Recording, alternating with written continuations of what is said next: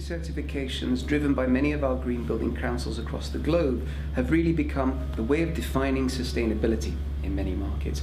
They're voluntary standards. They award criteria for the sustainability performance of designed projects, often of buildings in use and sometimes end of life and sometimes districts as well.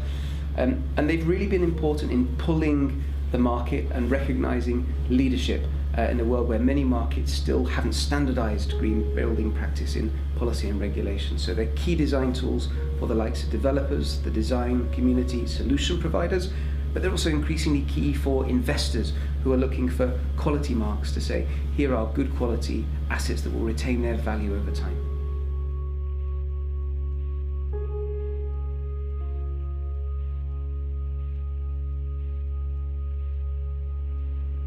Well, in terms of the key trends in building certification in Europe, there's been a huge growth in terms of certified buildings, particularly for the commercial building space, where in places like Oslo, in places like the Netherlands now, we're hearing that really almost all new office buildings or commercial buildings are starting to use these. I think what we haven't seen across many markets is significant growth for the residential market, so that is a key thing we're trying to crack.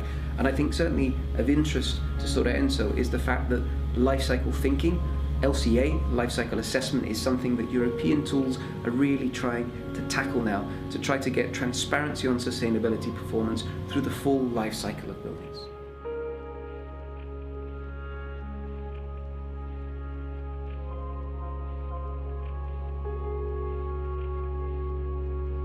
Health, well-being and productivity is so key to sustainable buildings, not just because ultimately buildings are about the people in them, but also because this is where we win the business case for more sustainable buildings.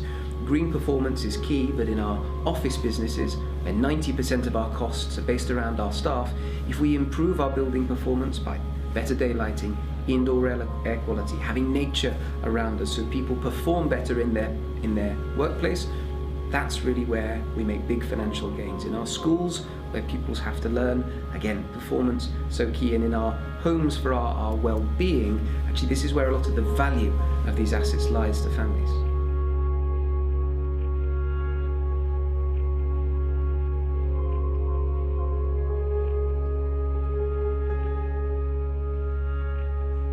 Materials, of course, are completely fundamental to green building and to the green building certifications run by our green building councils. In Europe, we're trying to move towards a circular economy, so life cycle thinking that isn't happening across the industry is really important, and the certification tools are really trying to drive this. So simply things like awarding product-specific environmental performance declarations that actually give the material impact, so we've got transparency on these things, are really, really critical. So for those solution providers who are up for providing that transparency, can show that they are decreasing the embodied impacts of buildings, particularly for Europe now, that's going to be key.